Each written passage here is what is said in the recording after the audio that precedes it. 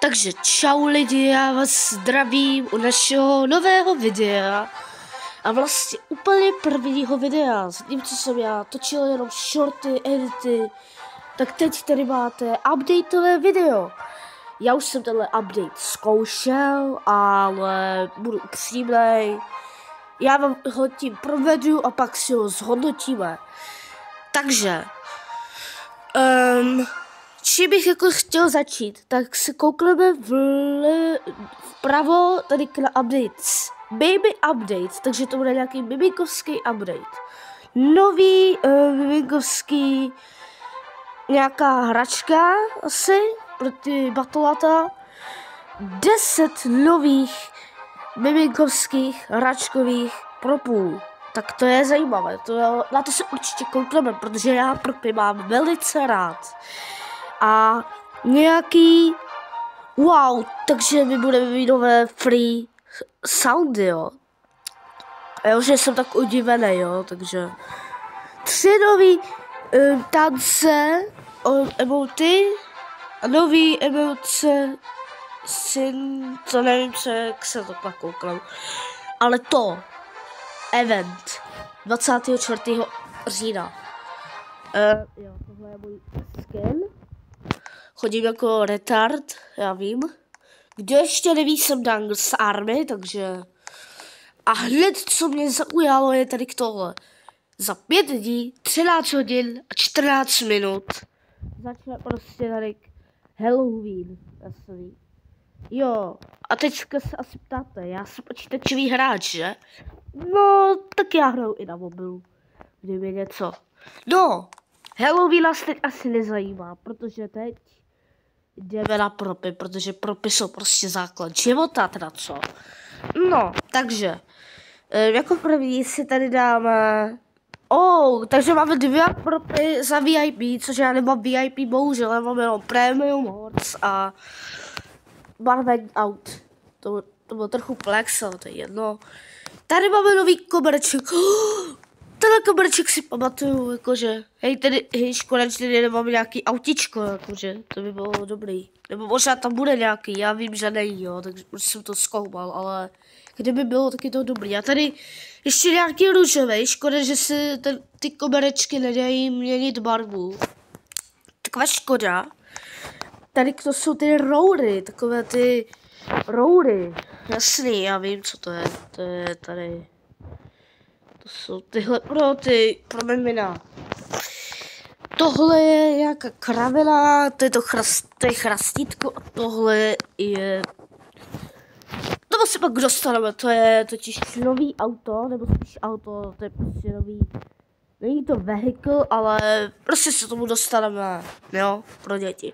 A tady jsou prostě kostičky, jo. Takže když si budete chtít postavit třeba domeček pro děti, tak... můžete tam dát, promiň, já jsem musel kouknout, kolik už máme minut, protože maximálně můžu nahrát zatím 15 minut, takže. A to je asi zatím všechno, ale mě by zajímalo, jakože, co máme tady v hudbě. Rádio? Jako, jo, vlastně, to je jakože prop, ale dívejte, jo, tady jsou ty free songy, jo. Vy to asi neslyšíte, protože nebudu mít copyright z tohohle. No, tak to jsou prostě ty... Což je docela výhoda pro ty, co nemají Game Pass, tady tenhle Game Pass, ale můžete si třeba na svý diskočce zapnout třeba Azizam, nebo nějaký Shakir, nevím, pro mě neumím to vyslovit. A ono to hraje... Jo, takže... Zajímavý, to je zajímavé. Proto asi už máme všechny, co? Takže... Teďka se jdeme dostat... Ježiš, tady je to chrastítko. Jo, to je ta kravina, no. Aha.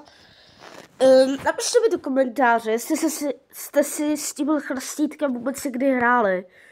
Já si možná, ale nejsem si jistý, já tohle si vůbec nepamatuju. Byl jsem batole, takže. Tady to rádio, ano, tady jsou ty nové songy, takže jasný, jo, chápeme. Ale to nejvíce funny, co mě tady prostě, ne, to jsem nechtěl kliknout, jdeme tady, tak co mě nejvíce prostě zasmálo je tady tenhle nový trapnej vehikul, jakože, toto je jakože nový vehikul, jo. Dáme to na zeleno, ano, dá měnit, barva. Rychlost se dá změnit, no tak nic, ale jak vidíte, tak tady si dá, kdybyste měli speed, tak to můžete být ještě rychlejší, jakože. Což je docela výhoda, jen pro ty, co mají tenhle Game Pass. Akhle, jo, tady jsou ty reklamy, že jo, jo. Jo, teď jsem si všiml, nebo jakože tyhle jakože věci zjišťuju od Danglese, některé od Junglesa, takže tady je prostě jako nové reklamy, jo. No aspoň prostě normálně jako videa. Nějaký Roblox karty, jo. 200 Robuxů za $50, ale ono to je jakože v kartách asi po několikrát, takže to bude přes 1000 Robuxů, asi 2000 nebo kolik.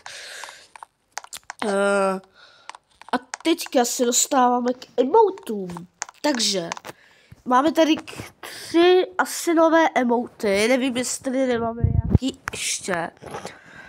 Jenom bude mi tady škoda, že tady není ten box, protože aby jsme z toho mohli všimnout. A jedinou věc tady nechápu, proč to nedali prostě tady. Prostě tady, jo dali, tak dali, dobrý, chápu. No dobře, ano, to si asi nevšiml na začátku. Jdeme se kouknout. Kámo, tak to je jaký vejzer, ty vole.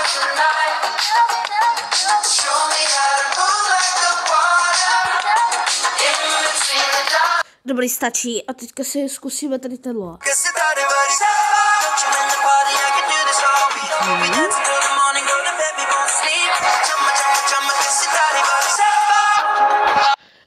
A teď zkusíme a little more. Maličko víc.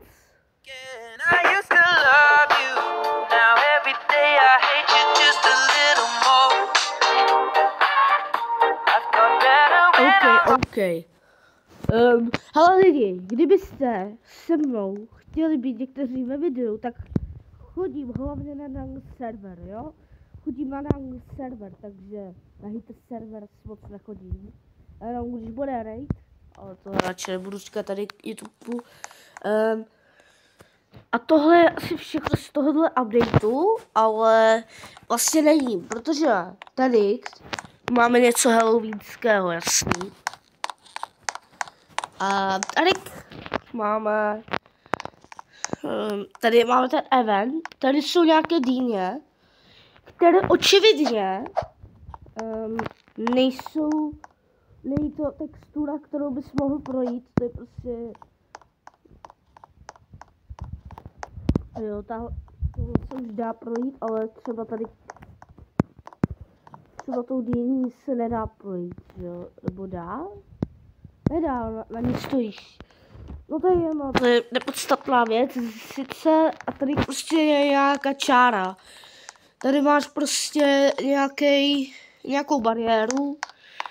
Tady prostě, hele, tady mám prostě, je jeřáb, nevím, počkej, je to jeřáb nebo ne? No, však mi opravte, jo, prosím vás, jaký je, jo, děkuju, ale tady máme, tady je něco vykopaného a jde vidět Halloween styl, takže tady máme prostě kosti, robky a tady taky robka, hele. Proč já to nemůžu kliknout? Jo, dobrý. Tak jo, a já jdu asi spát. Takže, jo, abych upřímně, jo, někdo se na mě napojil asi. Jo, tak, to je jedno. Já, abych byl upřímnej, tak já na mamina moc nejsem, jo.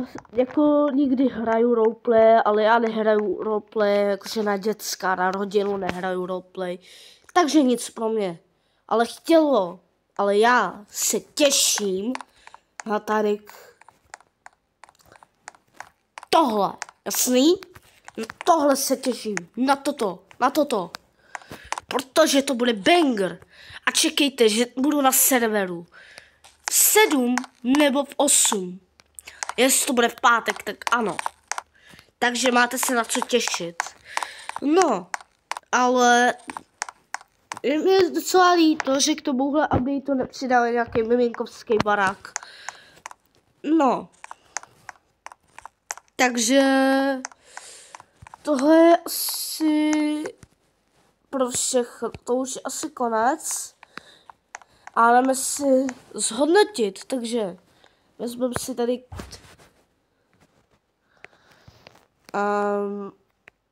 dáme tomu třeba počkat. Tak dáme tomu jakože jak se popisoval ten update a jak jsem byl upřímnej, tak bych dal tak 7 z 10, no dobře, budu přísnější, dáme 6 z 10. Toto je upřímné hodnocení pana Sírobečka, takže doufám, že se vám video líbilo, doufám, že se vám dobře provedl update a doufám, že se ho zahrajete, nevím, proč jsem to točil v neděli, to je jedno, nikdo se neptal. Já se na vás budu ale těšit u dalšího videa, takže u dalšího, teďka čekejte jenom na moje video, update v pátek nebo v sobotu, na update Halloween, nebo spíš event, protože toto bude banger.